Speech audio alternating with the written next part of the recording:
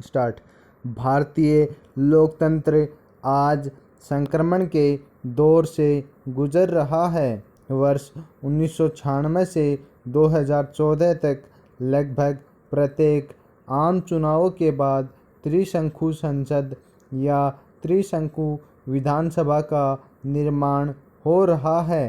किसी भी एक राजनीतिक दल को स्पष्ट बहुमत नहीं मिल पा रहा है, जिस कारण विभिन्न दलों की मिलीजुली सरकार केंद्र व राज्यों में निर्मित होती रही है, जिसे गठबंधन सरकार या कई दलों की मिलीजुली मिश्रित सरकार कहा जाता है। जैसा कि विदित है कि संसदीय लोकतंत्र में सरकार का गठन, उसका संचालन, पुनर्निर्माण, विशिष्ट संसाधनों की उपलब्धता, सहयोगियों की निश्चित संख्या, सुनिश्चित राजनीतिक आधार एवं राजनीतिक निपुणता इत्यादि कारकों पर आधारित होता है। गठबंधन की राजनीति परिस्थितियों के गर्भ से उत्पन्न होती है। संसदीय शासन प्रणाली में उसी राजनीतिक दल को सरकार के गठन का अधिकार मिलता है, जिसके पास विधायिका के निचले सदन में आधे से अधिक सदस्यों का समर्थन प्राप्त होता है।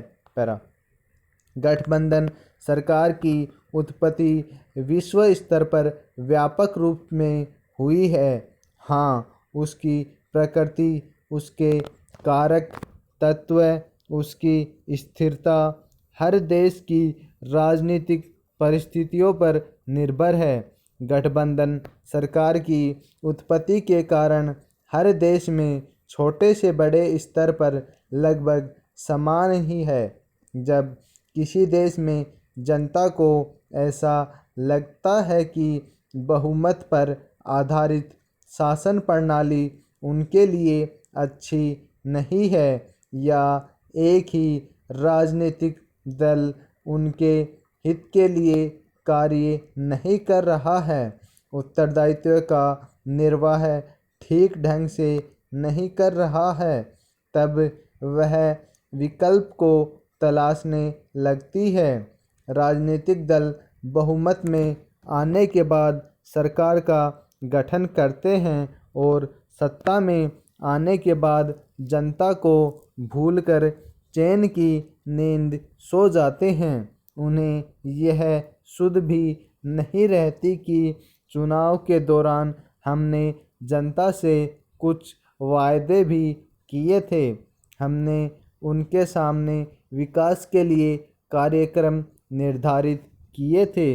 राजनीतिक दलों की इस निष्क्रियता से मतदाता क्षुब्ध हो जाते हैं और उनका किसी एक राजनीतिक दल में विश्वास नहीं रह जाता। परिणाम यह होता है कि किसी एक राजनीतिक दल बहुमत नहीं मिल पाता है। मतदाता जब विकल्प की तलाश करते हैं, तब गठबंधन की प्रक्रिया शुरू होती है। पैरा गठबंधन प्रक्रिया की उत्पत्ति में समाज का मूलभूत परिवर्तन भी प्रमुख कारक है। जब कोई समाज परिवर्तन के दौर से गुजर रहा है, तब वह ऐसी परिस्थिति उत्पन्न कर देता है कि गठबंधन अनिवार्य बन जाता है। फिर राजनीति तो सामाजिक, सांस्कृतिक, धार्मिक, आर्थिक और ऐतिहासिक परिस्थितियों की ही उपज होती है। आज का कोई भी समाज स्थित नहीं है। आज की तारीख में भारत के परिप्रेक्ष्य में तो यह ध्रुव सत्य ही है। आज भारतीय समाज न केवल जाति, धर्म और अमीर गरीब के आधार पर बंटा हुआ है, बल्कि वर्ग, जीवन शैली और पैसे के आधार पर भी बंट रहा है।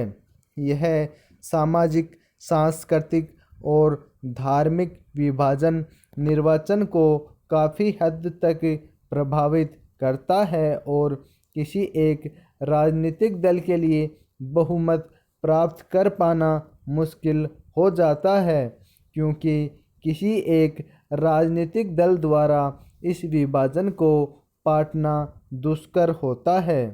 फिर जो राष्ट्रीय स्तर के दल होते हैं वे क्षेत्रीय राजनीति में सक्रियता नहीं दिखाते हैं। क्षेत्रीय स्तर पर व्यक्तिवाद हावी होता है या क्षेत्रीय दल प्रभावी होते हैं। ऐसे में मतदाता जो उनके हितों के अधिक अनुकूल सिद्ध होते हैं उन्हें ही अपना मत देना पसंद करते हैं। वे यह नहीं देखते कि राष्ट्रीय स्तर पर किसी दल को बहुमत मिलने जा रहा है या नहीं। इन परिस्थितियों में मत बंट जाता है और किसी भी एक दल को बहुमत नहीं मिल पाता है, जिससे गठबंधन अनिवार्य हो जाता है। पूर्णविराम।